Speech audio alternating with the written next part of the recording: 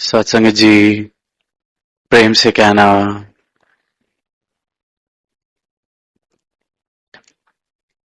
सत्संगत, ये जो 77वां समागम और इसका भाग बनने का अवसर हम सबको मिला है।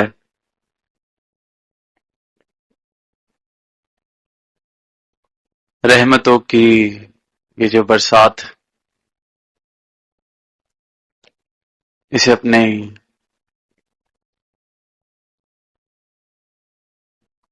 जीवन में इस बरसात में भीगने का अवसर जो हमें मिला है,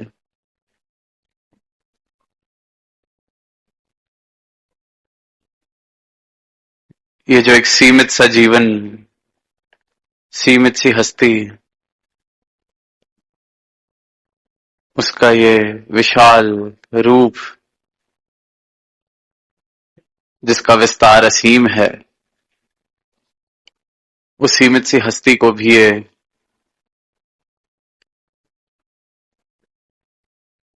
इतना भव्य असीम व्यक्तित्व मिला है। तो ये सिर्फ और सिर्फ केवल सदगुरु का परोपकार, सदगुरु की करुणा, और जहां आप सभी संतों ने इतने उत्साह से इस समागम में शामिल होकर अपना प्यार जाहिर किया है, पिछले चंद महीनों से सेवाओं में शामिल होकर अपनी श्रद्धा जाहिर की है, किस प्रकार जहां नजर जा रही है वहां भक्ति रस, आनंद, खुशियां, खेड़े, लहर उठी हुई है इन सब भावों की। तो ये सिर्फ और सिर्फ जब जीवन में सत्य शामिल हो जाए, ये परमात्मा शामिल हो जाए, तभी मुमकिन है।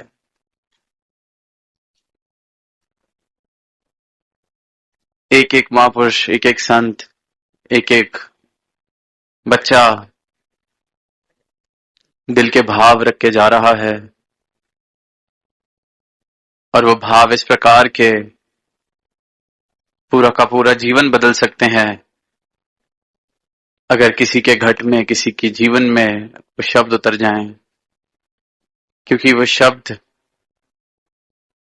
सिर्फ कुछ रट लिए गए शब्द नहीं,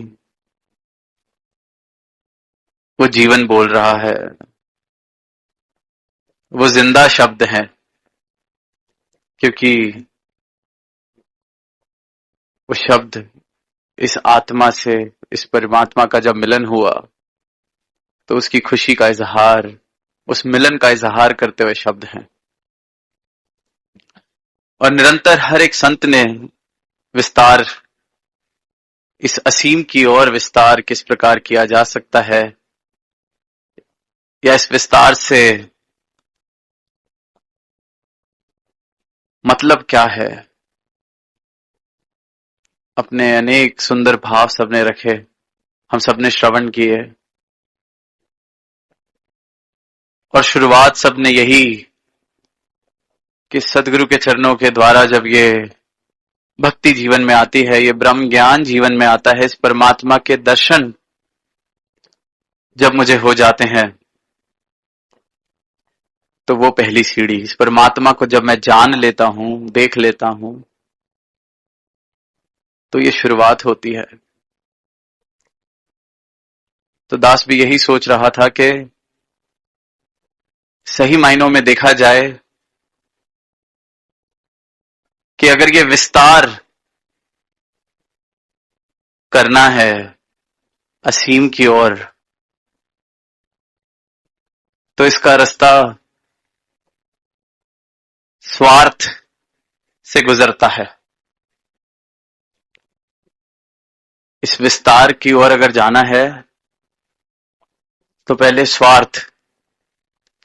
अक्सर सुनते हैं स्वार्थ की परिभाषा कि बहुत स्वार्थी है, इसको सिर्फ अपनी पड़ी है, सिर्फ अपने बारे में सोचता है। पर इसी शब्द को अगर इस प्रकार देख लें कि स्वार्थ मतलब स्वयं का अर्थ, मेरा अर्थ, मैं हूं कौन, मेरा मूल अर्थ क्या है, ये सवाल जिसके जीवन में आया, स्वार्थ सही मायनों में जिसके जीवन में आया, अपने बारे में अगर कुछ सोचना ही है, अपने बारे में कुछ करना ही है, अपने ऊपर कोई परोपकार करना ही है, सही मायनों में स्वार्थी अगर होना है, तो जिस कारण ये तन मिला है, जिस कारण ये अवसर मिला है, इतना स्वार्थी मैं हो जाऊं कि इस कार्य को पूरा कर लूं जो सिर्फ और सिर्फ इस योनि में पूरा हो सकता है। इतना स्वार्थी मैं हो जाऊं कि इसका जवाब ढूंढ लूं कि मैं हूं कौन। खुद को जानूंगा तभी तो खुद के बारे में सोच सकूंगा, खुद को जानूंगा तभी तो खुद के ऊपर कोई परोपकार कर सकूंगा, कुछ हासिल कर सकूंगा। और इनकी कृपा से जिस जिसको भी स्वयं का अर्थ मिला है, जिसका ये स्वार्थ पूरा हुआ है, फिर उसका स्वार्थी होना सारी मानवता के लिए परोपकारी हो जाता है कि वो अपने अर्थ को, अपने मूल को इस प्रकार जानता है कि मोही तो ही मोही अंतर कैसा। खुद का अर्थ जानने के बाद मेरा स्वार्थी हो जाना या किसी ब्रह्म ज्ञानी का स्वार्थी हो जाना मतलब है कि सबका भला करो भगवान, ये मेरा स्वार्थ बन जाता है। तो ऐसा स्वार्थ मुबारक है जो स्वयं के अर्थ से शुरू होता है। इस सवाल से ही अध्यात्म, मुक्ति, मोक्ष की यात्रा शुरुआत। मैं कौन हूं, मेरा अर्थ क्या है, मेरा मूल क्या है।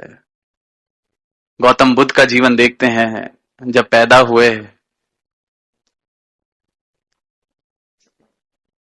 अपने राज्य के राजा के इकलौते बेटे, तो उनको सिर्फ और सिर्फ सजावटें, सुनहरी चीजें दिखाई जाती थीं। पर किसी वक्त जब बाहर निकलना हुआ और देखा कि ये शरीर किस प्रकार ढल जाएगा, किस प्रकार जीवन में दुख आएगा, तो मानो कि जीवन से भरोसा ही उठ गया कि अगर इसे जीवन कहते हैं तो ये तो जीवन ही व्यर्थ है। इसे अगर जीवन कहा जाता है कि आज ये जोबन चढ़ा हुआ है और कल इसने दरिद्र हालत में पहुंच जाना है, तो ये जीवन ही व्यर्थ है। और बस वहीं से शुरुआत हुई स्वार्थ की, स्वयं के अर्थ की। घोर तपस्या करते करते उस सवाल का जवाब मिला, तो वही सिद्धार्थ गौतम, गौतम बुद्ध हुए। और सिर्फ एक सार उस बात का कि जीवन सिर्फ ये नहीं हो सकता निद्रा भोजन भोग भय, और उसके बाद सिर्फ और सिर्फ ये दुख, हासिल कुछ होना नहीं, बस एक दौड़ के बाद दरिद्र सी हालत में पहुंचकर इस यात्रा को पूरा करना। अगर यही जीवन है तो ऐसा जीवन नहीं जीना। इसके पार भी कुछ अगर है तो उसको जानना है। और हर एक संत ने, हर एक पीर ने, हर एक पैगंबर ने यही एक आवाज मानव को दी है कि अपना अर्थ, अपना मूल पहचान लो।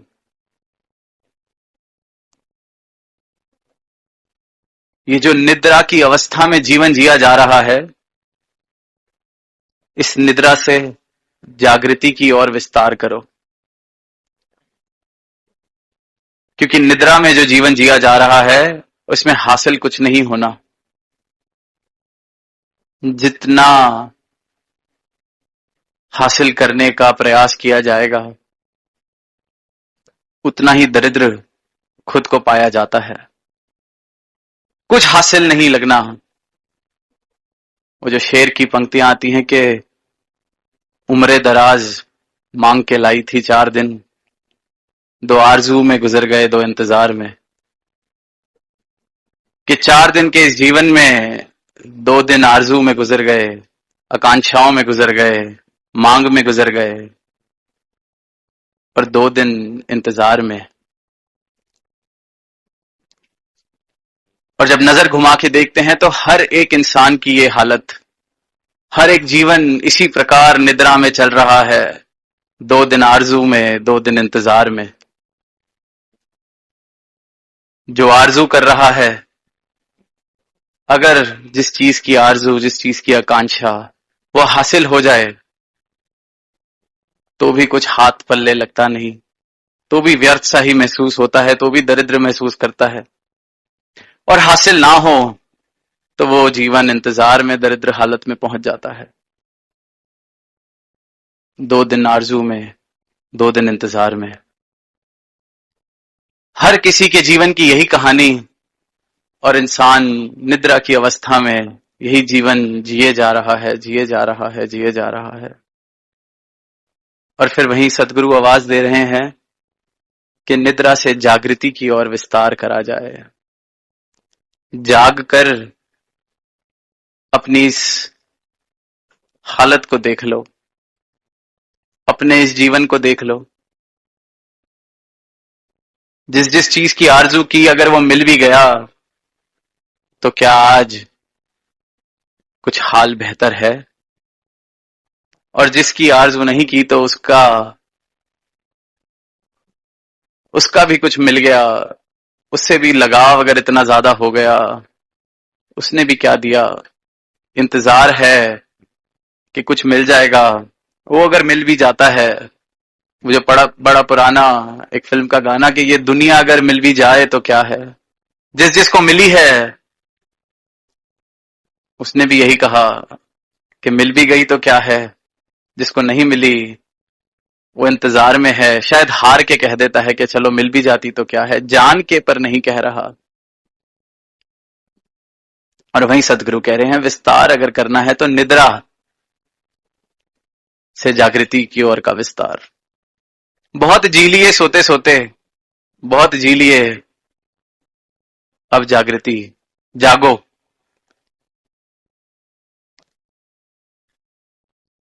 निद्रा की अवस्था इस प्रकार है कि मैं रोज वही गलतियां दोहराता हूं।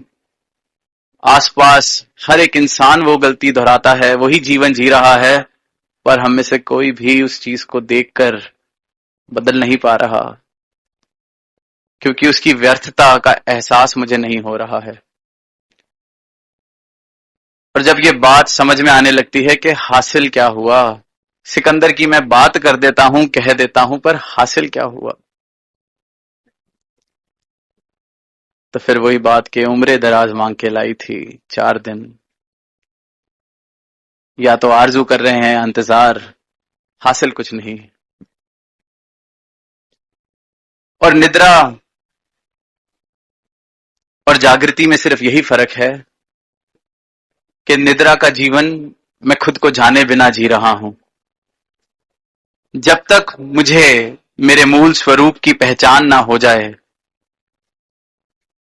जब तक इस मूल स्वरूप को, अपने अर्थ को मैं देख ना लूं, जान ना लूं, उसका एहसास ना कर लूं, तब तक जो जीवन जिया जा रहा है वो व्यर्थ, निद्रा का जीवन। और जब जागकर ये सच्चाई मेरे सामने आ गई, मेरा मूल मुझे मिल गया, मुझे मेरी पहचान मिल गई, अपना चेहरा देख लिया, तो समझो कि सवेरा होना शुरू हुआ है, आंख खुलनी शुरू हुई है। हम सब रात को जब सोते हैं अक्सर सपने भी आते हैं, इस बात पर सबने ध्यान दिया होगा, नहीं दिया तो दे के देखें तो इस बात का एहसास होगा कि सपने में इस बात का एहसास तो होता है कि मैं हूं, मेरे आसपास चीजें घट रही हैं, मैं कुछ कर रहा हूं, कुछ मेरे साथ हो रहा है। कभी कभी सपना इतना ज्यादा गहन कि सुबह उठकर भी कुछ समय लग जाता है होश में आने के लिए कि सच क्या था, सपना क्या था। पर सपना चाहे गहन हो, बुरा हो, अच्छा हो, सुनहरा हो, जैसा मर्जी हो, कभी गौर करेंगे तो सपने में अपना चेहरा नहीं दिखाई देता। ये तो लगता है मैं हूं, पर सपने में कभी अपना चेहरा नहीं दिखाई देता। अगली बार अगर इस बात का एहसास क्या अनुभव नहीं किया तो कभी सपना आए तो हम देखें तो सपने में अपना चेहरा नहीं दिखाई देता। और यही बात अध्यात्म में अगर देख लें, जो जीवन अपना चेहरा ना देखे बिताया जा रहा है, अपने असली रूप के एहसास के बिना बिताया जा रहा है, अवेयरनेस के बिना बिताया जा रहा है, अपनी ट्रू आइडेंटिटी के। Every moment that I am living without being aware of my true identity, of my true self, is nothing but an illusion. जैसे स्वप्न में अपना चेहरा नहीं दिखाई देता, वैसे ही जब तक अपने इस मूल का एहसास किए बगैर मैं जी रहा हूं, मतलब ये सपना, मतलब ये वही दरिद्र जीवन में जी रहा हूं। और बस यही जागृति का विस्तार सदगुरु कर रहे हैं कि अपने पल पल में खुद को देख के जियो, खुद को जान के जियो। तुम हो क्या, तुम्हारा अर्थ क्या है, पूरी तरह से स्वार्थी होकर जियो। खुद को जान लो, पहचान लो। ये विस्तार, इससे ऊपर कोई विस्तार नहीं। और फिर भक्ति का रस जीवन में आना शुरू होता है, क्योंकि ये शुरुआत है, ये शुरुआत है। और फिर ये जीवन का पल पल, जब जब इस पल में, हर पल में इस एहसास में मैं जी रहा हूं कि मैं हूं कौन, तो जीवन का नजारा ही बदल जाता है, जीवन जीने का ढंग ही बदल जाता है। कल सदगुरु माता जी ने फरमाया गहराई के बारे में कि जीवन गहरा हो, विस्तार हो जीवन में। तो जब तक मैं वाला जीवन है, निद्रा वाला जीवन है, कोई छोटा सा पत्थर भी मुझ पे गिरता है तो तरंगे उठ जाती हैं। जैसे कल एक एग्जाम्पल लिया, बाल्टी छोटी सी, उसमें पत्थर फेंका, पानी उछल गया, तरंगे उठ गई। ऐसे ही कोई जरा सत्कार की नजर से मुझे नहीं देखता, तरंगे उठने लगती हैं, परेशान होने लगता हूं, जल सा जाता हूं, भुन सा जाता हूं। ऐसी हालत, तरंगे, देखा कैसे नहीं। फिर थोड़ा सा विस्तार कि किसी के देखने से नुकसान नहीं, पर कोई गाली दे जाए तब तरंगे उठ जाती हैं।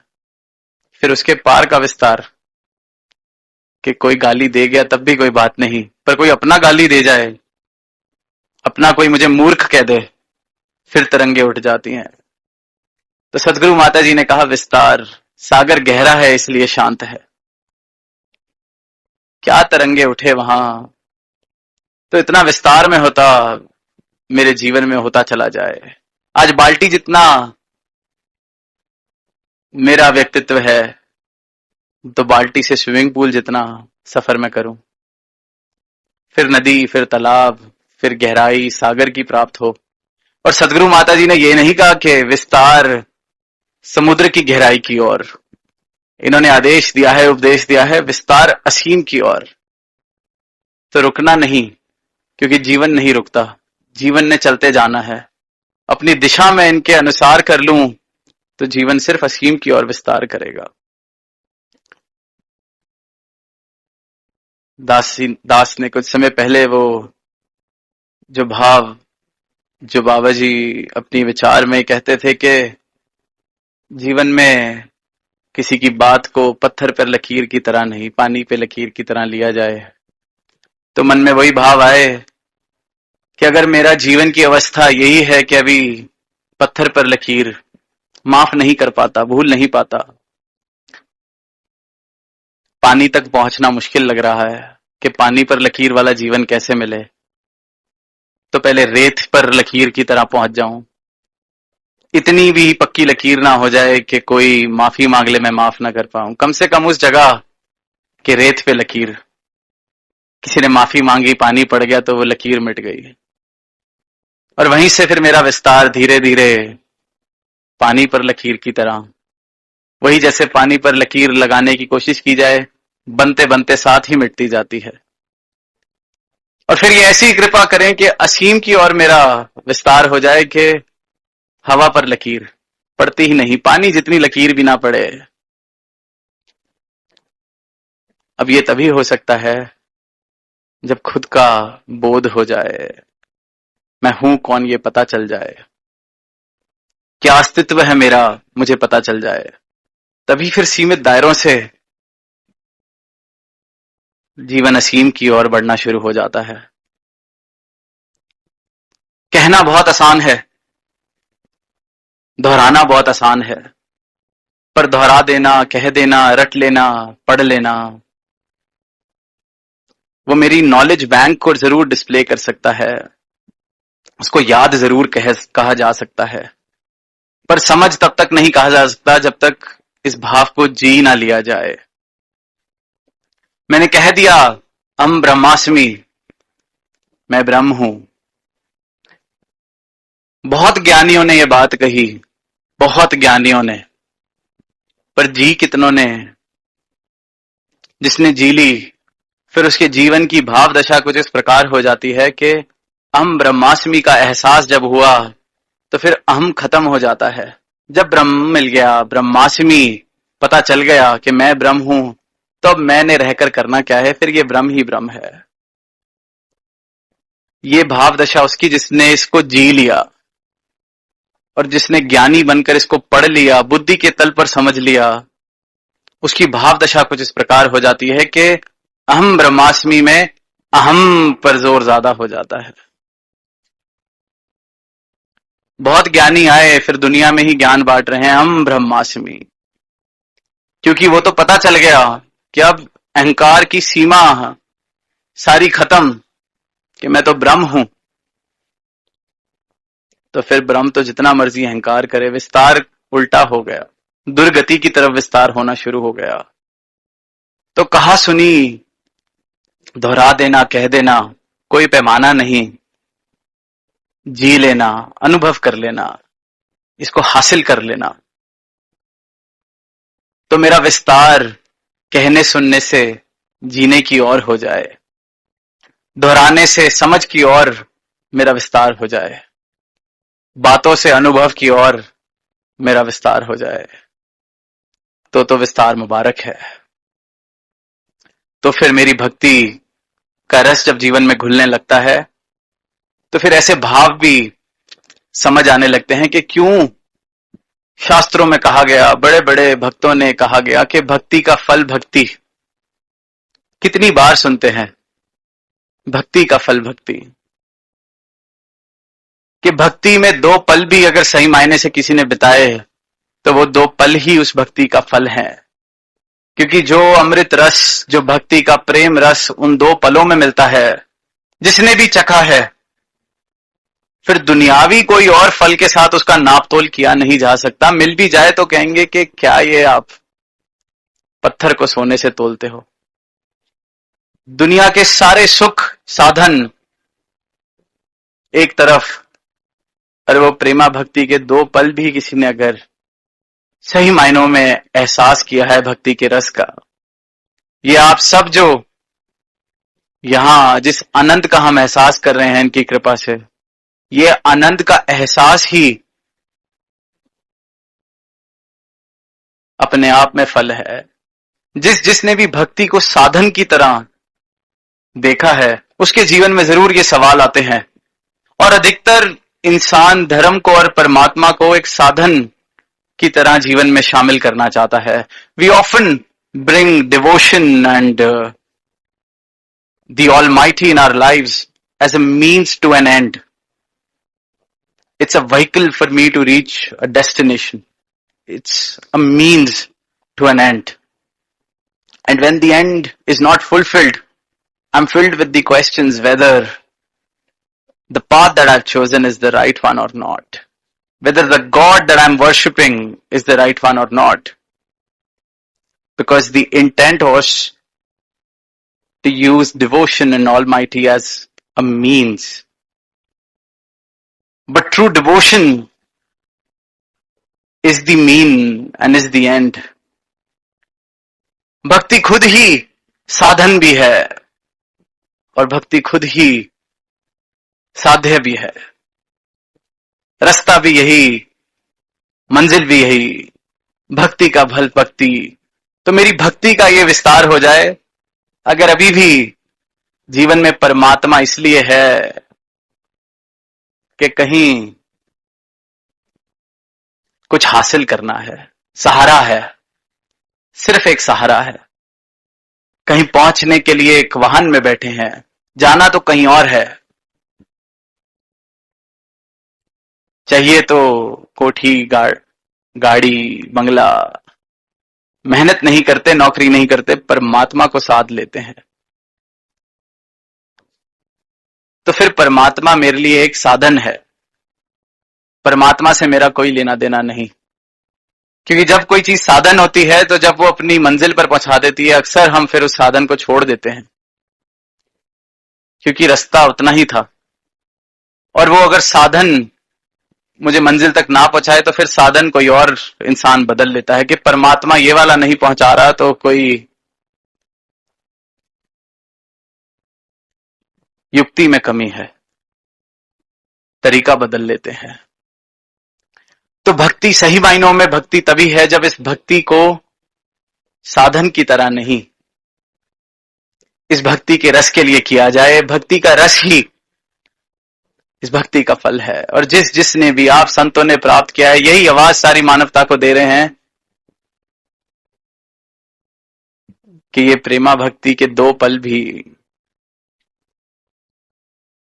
ये एक तरफ और दुनियावी साधन से मिले हुए सुख एक तरफ, इनका कोई मोल नहीं, ये कहीं और से मिल नहीं सकते. और सदगुरु यही कह रहे हैं कि सब मुबारक है.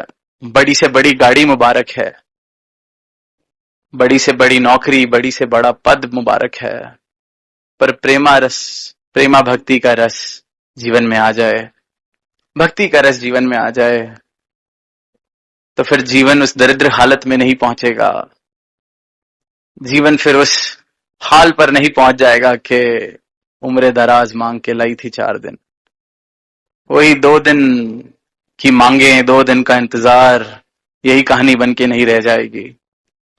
तो फिर ये जीवन मुबारक इस प्रकार बन जाएगा कि ये जीवन कहियों के उस सवाल का जवाब बनेगा कि मैं कौन हूं, किस लिए भेजा है. इस प्रकार मेरी भक्ति का विस्तार हो जाए कि साधन मात्र ना रह जाए.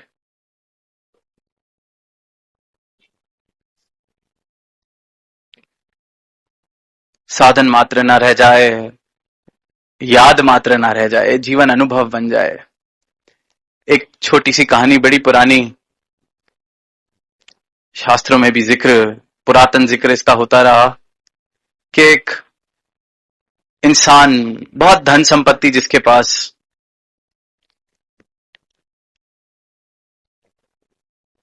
इतनी धन संपत्ति कि सोचा 3 बच्चे हैं, ये कैसे फैसला करूं कि कौन इसका संभाल कर सकेगा, इसका विस्तार कर सकेगा, कौन इतना लायक है, कौन इतना काबिल है तीनों में से. तो एक दिन तीनों को बुलाता है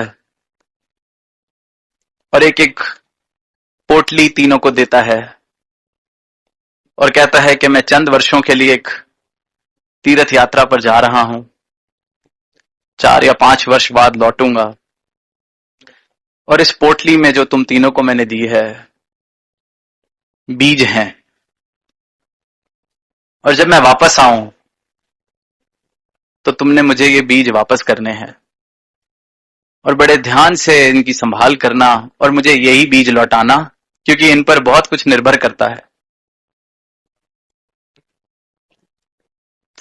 तो वो इंसान फिर अपनी यात्रा की ओर बढ़ जाता है और पीछे से 3 बच्चे अपने अपने हिसाब से जो भी उन्होंने उस पोटली के साथ करना था वो करते हैं। 5 वर्ष बाद जब वापसी होती है तो सबसे पहले सबसे बड़े बेटे को बुलाते हैं कि तुम्हें पोटली दी थी, मेरे बीज मुझे लौटाओ। तो कहते हैं जरा रुकिए, अभी लाया। घंटे 2 घंटे बाद वापस आता है और लगभग उतनी ही वजन के बीज लौटा के हाथ में रख देता है। तो पिताजी कहते हैं कि ये वो बीज नहीं है। कहते हैं आप जो मुझे बीज देके गए थे, बड़ा बेटा कहता है, उनकी संभाल कैसे करनी है, मुझे तो यही सूझा कि उनको मैं बाजार में बेचाऊं और जब आप वापस आएंगे तो उतने ही बीज आपके लिए तब खरीद के आपको दे दूंगा। पर उन्होंने कहा ये वो बीज नहीं, मैंने अपने बीज तुमसे मांगे थे। खैर कोई बात नहीं। दूसरे बेटे को बुलाया जाता है कि बीज लौटाए जाएं। कहते हैं जरा रुकिए। वो 10 मिनट में वापस पोटली देता है हाथ में। पोटली वही की वही, पर उस पोटली में से अब दुर्गंध आ रही थी। तो वो खोल कर देखते हैं, बीज तो वही के वही होते हैं पर सड़ चुके होते हैं। कहता है ये क्या है, ये क्या हाल कर दिया इन बीजों का। तो कहता है आपने संभालने के लिए दिए थे तो मुझे और कुछ नहीं सूझा, मैंने तिजोरी में संभाल कर रख दिए कि आप जब आएंगे आपको वापस कर दूंगा। तो वो कहता है कि बड़े बेटे ने कम से कम जिंदा बीज तो दिए थे, तूने तो इनको साड़ ही दिया है। खैर कोई बात नहीं। तीसरे बेटे को बुलाया जाता है, मेरे बीज मुझे लौटाए जाएं। पिताजी कहते हैं, तो कहते हैं आइए मेरे साथ। घर के पास 2 कदम पर एक बगीचा दिखाया जाता है। कहता ये रहे आपके बीज, अभी फूल बने हैं, कुछ समय में फल लगेंगे और फिर बीज दोबारा आएंगे तो मैं आपके बीज आपको लौटा दूंगा। पर जो बीज आप मुझे देके गए थे उनको लौटाने का यही एक तरीका था कि उनको बो दिया जाए, वरना वो सड़ जाते, क्योंकि वो तो जिंदा चीज आपने मुझे दी थी। अब 5 वर्ष बाद आप मुझे मिले हैं, मैं ही वो इंसान नहीं, मैं भी बड़ा हो गया हूं, तो वो जिंदा चीज आपने मुझे दी तो बाजार में बेचना ठीक नहीं लगा, क्योंकि वो फिर वो बीज ठीक नहीं रहते, वो बीज बदल जाते, जैसे कि बड़े भाई ने किया। तिजोरी में रख देता तो सड़ जाते। और मैं आपसे बस यही माफी मांगता हूं कि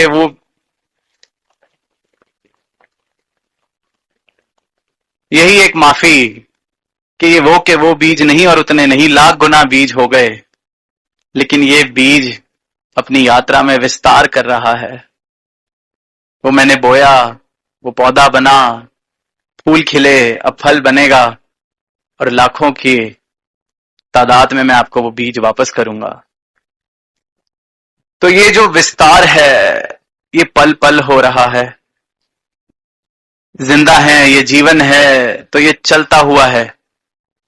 चलना किस ओर है, विस्तार किस तरफ करना है। खुद को रोक लेंगे तो सड़ जाएंगे।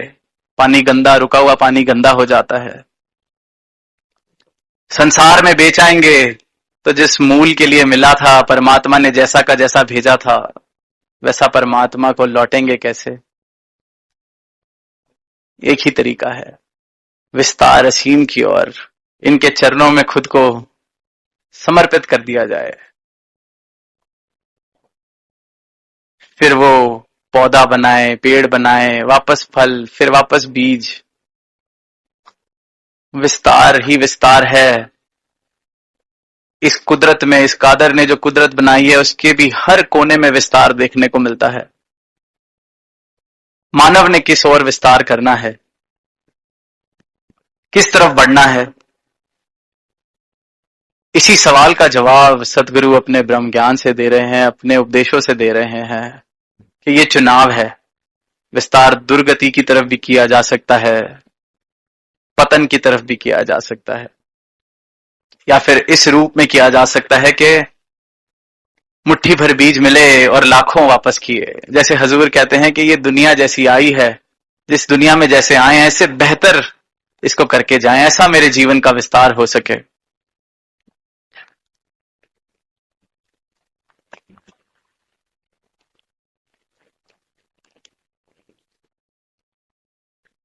तो भाव यही आते हैं कि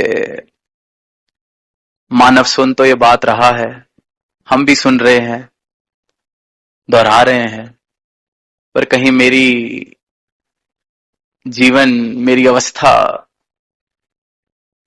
रटन तक न रह जाए। पता चले कि बुद्धि के तल पर ही जीवन जिया जा रहा है। कहा तो जा रहा है जाग जाओ, पर फिर इंसान जागता क्यों नहीं। कहा तो जा रहा है कुछ हासिल नहीं होना, देख भी रहा हूं कुछ हासिल नहीं होता, फिर भी इंसान जागता नहीं।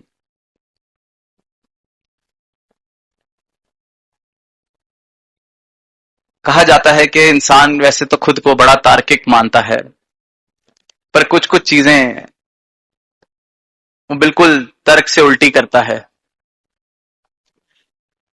It is said that though man is a very rational being, but there is a very systematic system to his irrationality. And one such system, one such fallacy is the sunk cost fallacy. जब पढ़ाई कर रहे थे business के lecture में concept बताया sunk cost फॉलिसी। फॉलिसी माने तर्क दोष। So the concept of sunk cost fallacy is that man becomes irrational and continues in his unsuccessful endeavors, even though quitting or changing his ways seem more beneficial, just because he has invested a lot of time, effort and money into it. कोई ऐसी चीज करते चले जाना जिससे मैं देख रहा हूं कि मुझे नुकसान हो रहा है, सिर्फ इसलिए क्योंकि बड़े वर्ष हो गए हैं, बहुत समय लग गया है, यही करते आ रहे हैं, अब कैसे छोड़ दें।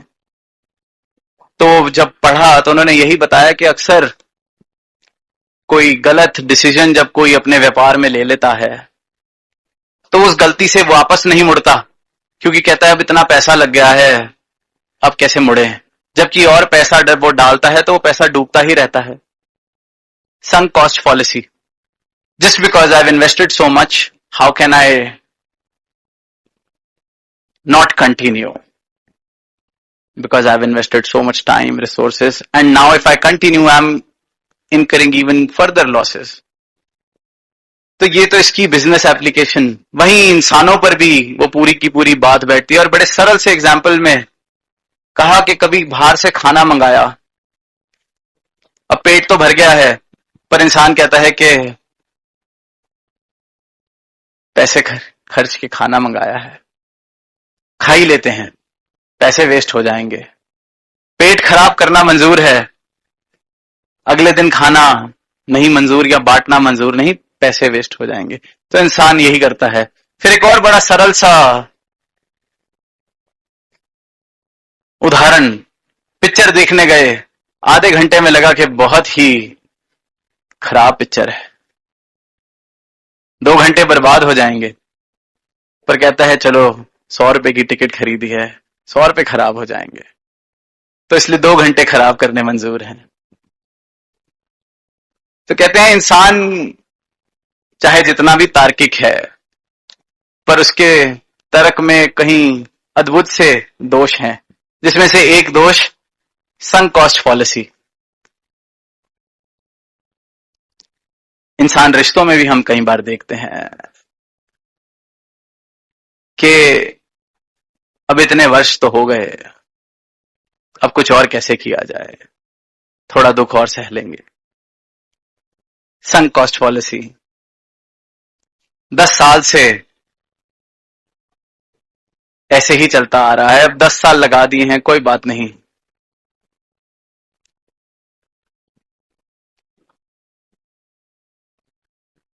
इंसान भी जीवन जब जी रहा है, हाथ पल्ले कुछ नहीं पड़ा, देख रहा है 50 साल की उम्र हो गई, 60 साल की उम्र हो गई, हाथ पल्ले कुछ नहीं, पर अब इतने वर्ष लगा दिए हैं, थोड़ा सा और ही सही।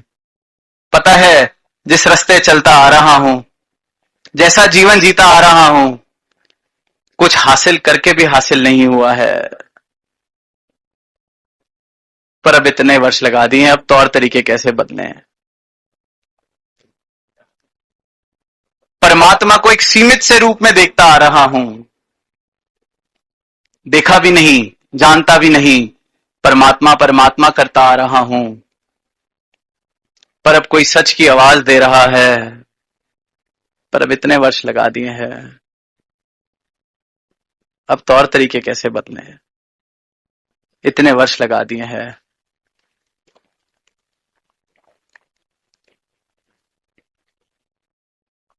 तो साथ संगत, इसी अवस्था से, इस तर्क दोष से उठाकर सदगुरु जागृति की अवस्था बख्शते हैं।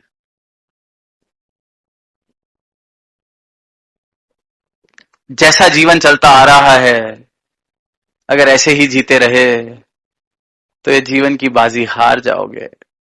हार पे आ रहे हो जीवन की बाजी, 50 साल से, 40 साल से, 20 साल से, जितनी भी उम्र है, ये बाजी हारते जा रहे हो। ऐसे ही चलता रहा, एक वर्ष और, एक पल और ऐसे जिए तो वो पल भी हार जाओगे। ये जगा रहे हैं, पर हम कहते हैं अब 60 साल लगा दिए, कोई बात नहीं, शायद कुछ मिल जाएगा।